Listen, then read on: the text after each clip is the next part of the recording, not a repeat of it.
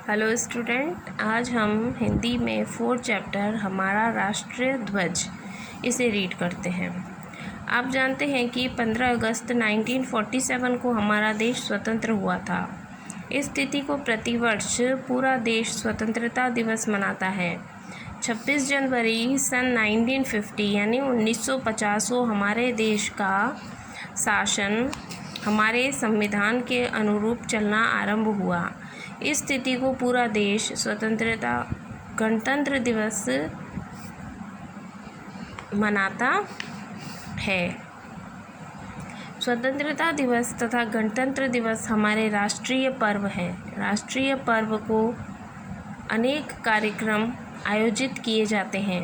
इस दिन अनिवार्य रूप से राष्ट्रीय ध्वज फहराया जाता है और उसके सम्मुख सभी सस्वर राष्ट्रीय गान गाते हैं। सस्वर का मतलब होता है एक साथ। राष्ट्रीय ध्वज प्रत्येक गणतंत्र देश के गौरव, स्वतंत्रता और संप्रभुता का प्रतीक होता है।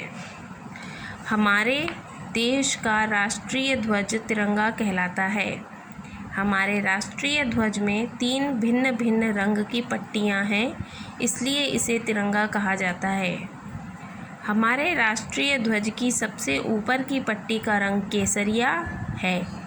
केसरिया रंग गौरव और शौर्य का प्रतीक है।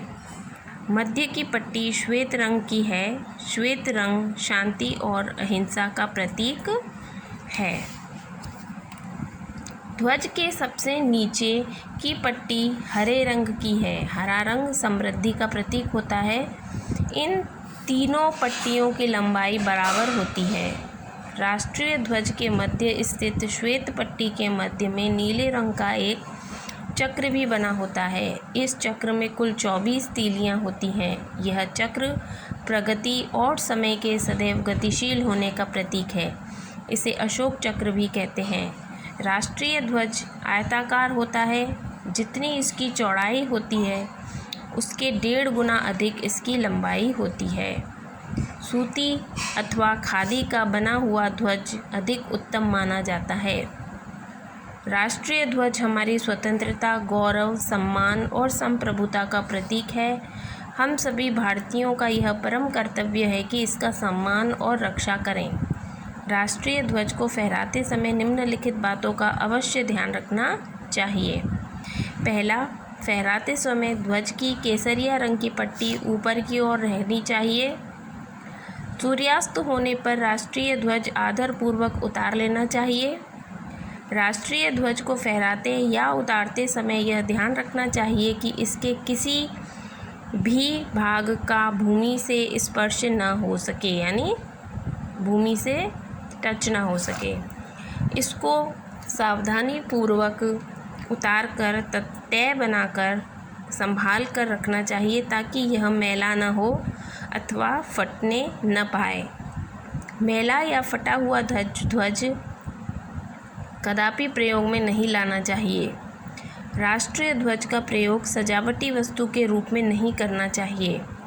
राष्ट्रीय शोक के अवसर को छोड़कर राष्ट्रीय ध्वज को सदैव डंडे की चोटी पर फहराना चाहिए। राष्ट्रीय शोक के अवसर पर राष्ट्रीय ध्वज डंडे के आधे भाग पर फहराया जाता है।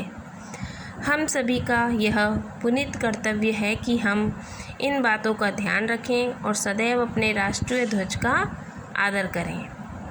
इसके बाद आप ये वर्ड मीनिंग देख लीजिए। स्वतंत्र यानी आज़ाद, तिथि यानी तारीख, अनुरूप अनुसार, पर्व त्योहार, अनिवार्य जरूरी, प्रत्येक चिन्ह प्रतीक चिन्ह, शौर्य बहादुरी, श्वेत सफ़ेद, समृद्धि खुशहाली, उत्तम बेहतर, रक्षा हिफाजत, सूर्यास्त सूरज छिपना, शोक दुख।